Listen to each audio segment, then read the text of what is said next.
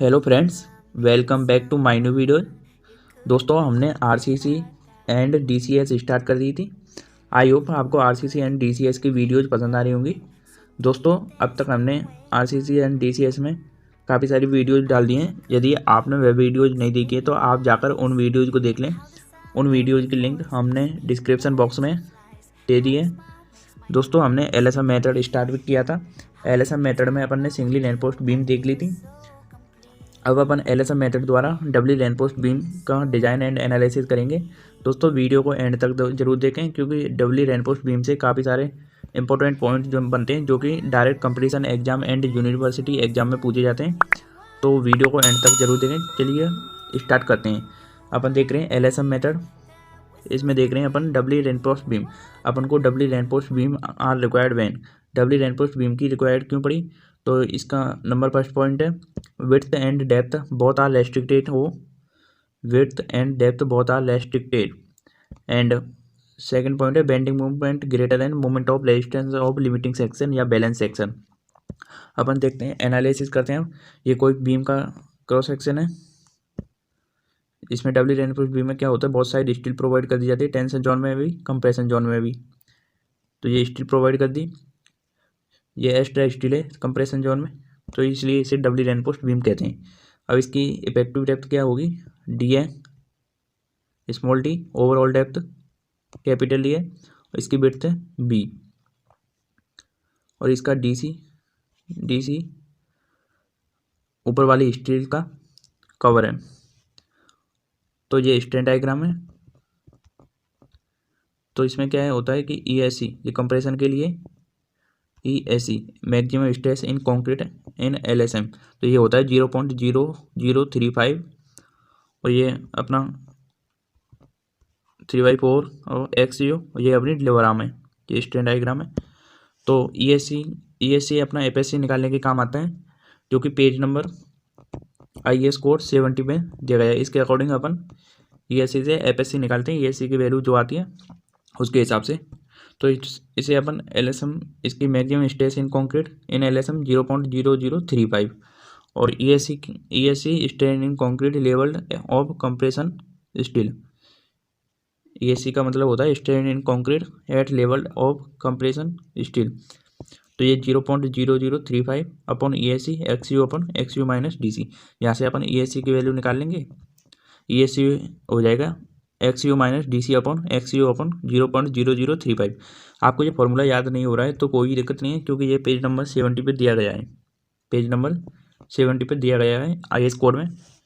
चलिए अपन अब इसके स्टेप्स जानते हैं एनालिसिस के लिए। तो सबसे फर्स्ट स्टेप में क्या करेंगे अपन? Step first, calculate limiting depth of neutral axis. अपन को limiting depth of neutral axis calculate करती है। XU लिमिट कैलकुलेट करेंगे, तो इसका फॉर्मूला है K/D, और K की वैल्यू ग्रेड ऑफ स्टील पे डिपेंड करती है। यदि ग्रेड ऑफ स्टील 250 है तो इसकी वैल्यू होगी 0.53, और ग्रेड ऑफ स्टील Fe415 है तो 0.48, और यदि ग्रेड ऑफ स्टील Fe500 है तो K की वैल्यू होगी 0.46। तो आप लिमिटेड डेप्थ निकाल लेना। स्टेप 2 में क्या करेंगे? Calculate the actual depth of neutral axis. अपन को actual depth of neutral axis calculate करनी है। तो ये होता है compression force equal to tension force. Compression zone में और टेंशन फोर्स में, टेंशन फोर्स ये इक्वल होंगे। तो कंप्रेशन फोर्स दो जगह पर लगेगा, क्योंकि जो अपन ने एक्स्ट्रा स्टील प्रोवाइड करी है वो भी कंप्रेशन कुछ प्रोवाइड करेगी। तो देखते हैं, ये हो गया 0.36 FCK B into XU plus ESC ASC FSC minus 0.45 FCK equal to 0.87 F/AST।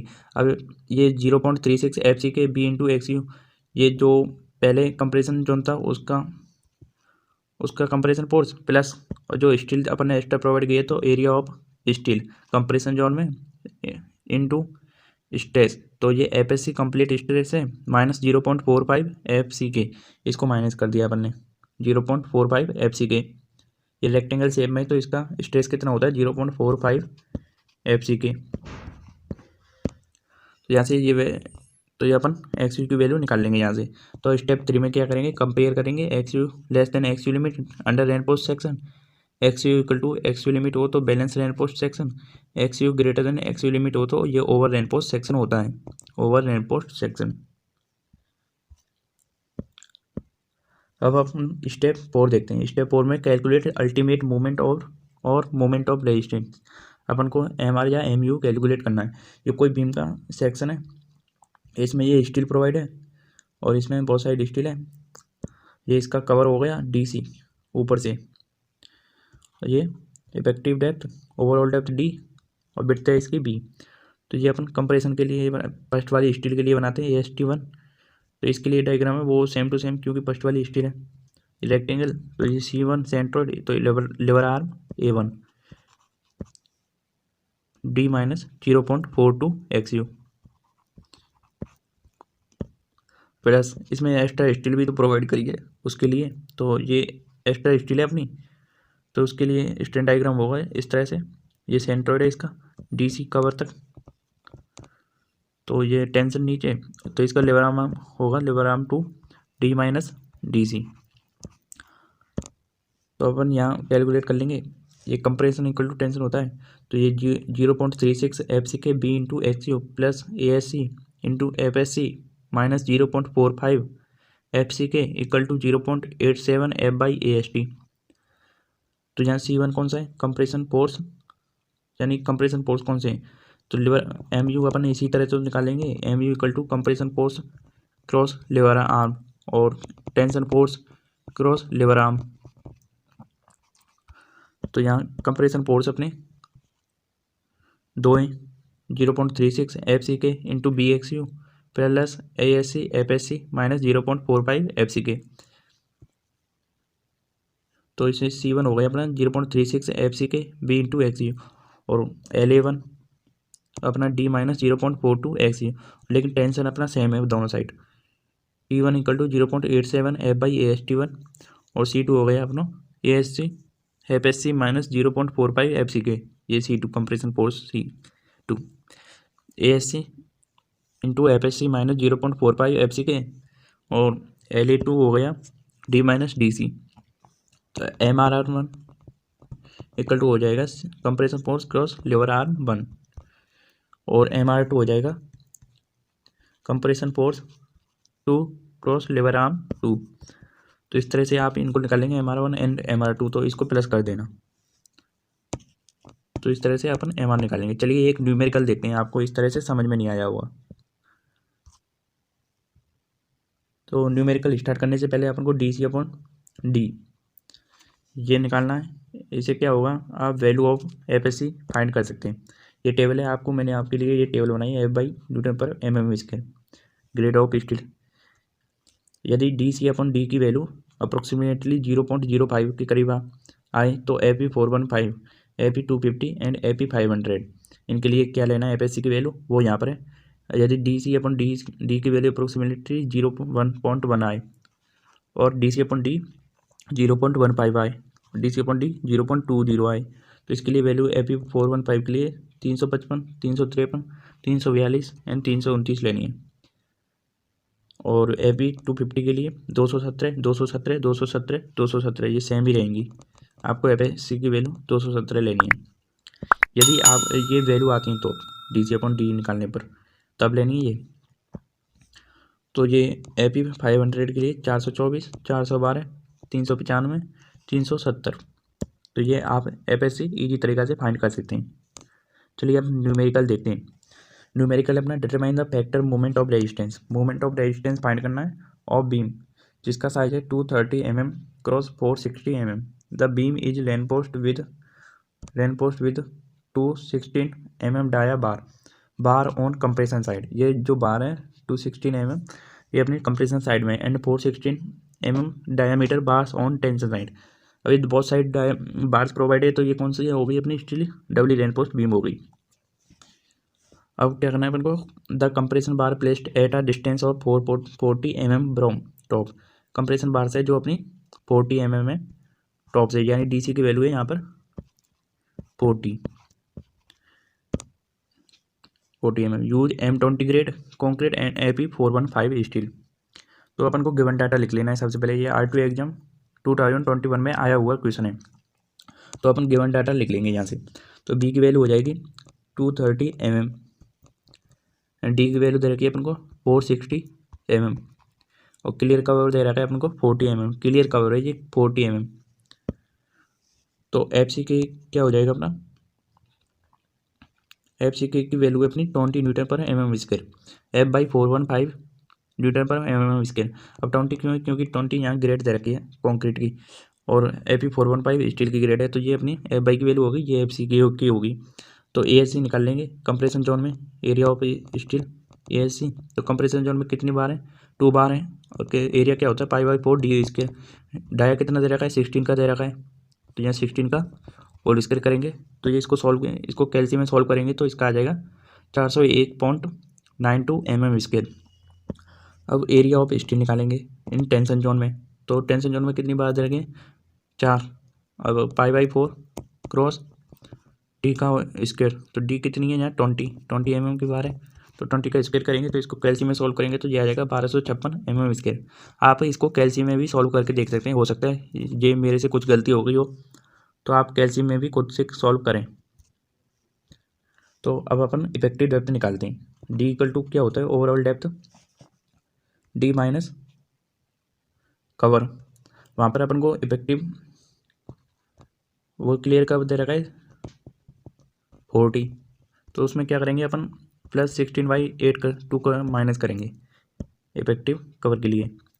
तो ये इफेक्टिव कवर माइनस कर दिया, 40 + 16/2, तो ये अपना डी की वैल्यू यहाँ इफेक्टिव डेप्थ की होगी 412 mm। तो यहाँ से अपनी क्लियर इफेक्टिव डेप्थ कितनी होगी, इफेक्टिव कवर हो गया 48 mm, और डी सी अपना हो गया 48 mm। आप इफेक्टिव कवर को 50 भी लिख सकते हैं, क्योंकि अपन 1-2 mm बढ़ा सकते हैं जिससे अपना स्ट्रक्चर अच्छा रहे। और D C equal to 48 mm, और इफेक्टिव डेप्थ तो अपनी होगी, इफेक्टिव डेप्थ कितनी आएगी अपनी, इफेक्टिव डेप्थ अपनी 412 mm आ गई।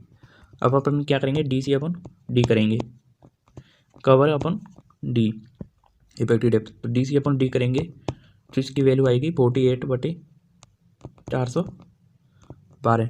जब इसको सॉल्व करेंगे तो ये आ जाएगा 0.116, तो ये अप्रोक्सीमेटली किसके करीब आ रहा है, 0.15 के करीब आ रहा है।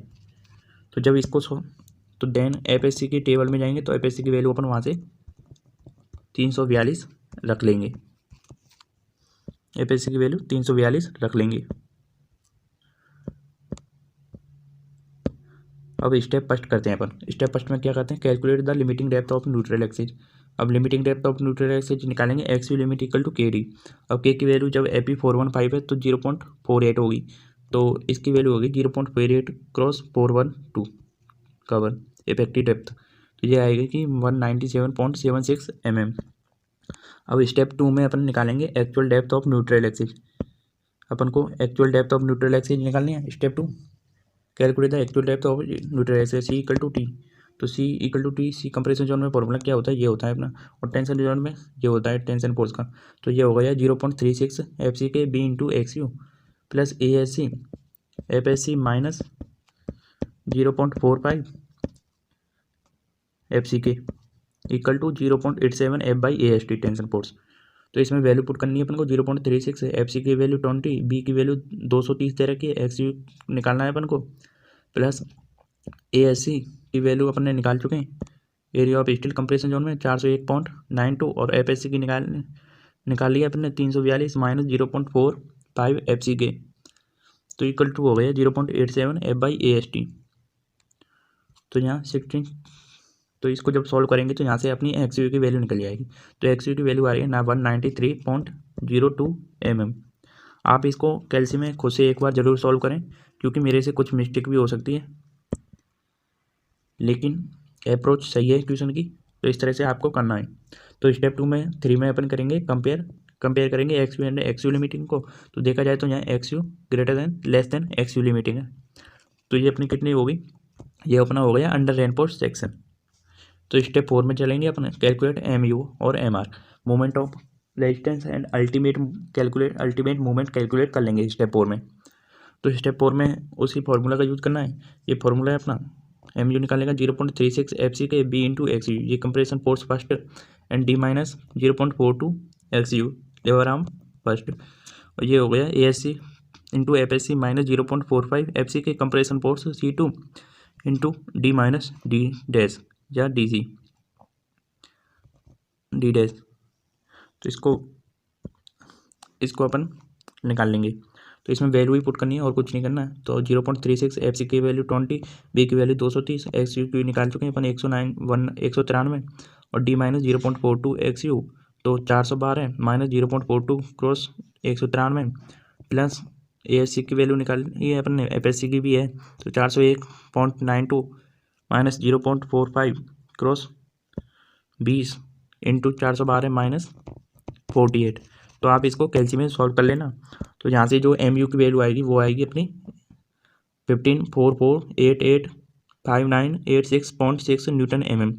आप इसको किलो न्यूटन एम एम में लिख देना क्योंकि ये बहुत ही बड़ी डिजिट आ रही है। तो अपन इसको किलो न्यूटन एम एम में लिखेंगे तो ये हो जाएगा 6 डिजिट आगे अपना पॉइंट आ जाएगा। तो 154.48 एम एम इसका राइट आंसर होगा। आप आंसर को एक बार चेक जरूर कर लें क्योंकि हो सकता है आंसर गलत हो, लेकिन अपना अप्रोच सही है क्वेश्चन की, तो अप्रोच लगाना सीख लें। तो दोस्तों आज के लिए इतना ही, मिलते हैं दोस्तों अगली वीडियो में, तब तक के लिए बाय, थैंक्स फॉर वॉचिंग। दोस्तों यदि आप हमारे चैनल पर नए हैं तो हमारे चैनल को सब्सक्राइब करें, और यदि आपको हमारी आज की वीडियो पसंद आई हो तो हमारी वीडियो को लाइक और शेयर करना ना भूलें। मिलते हैं दोस्तों अगली वीडियो में, तब तक के लिए बाय, थैंक्स फॉर वॉचिंग।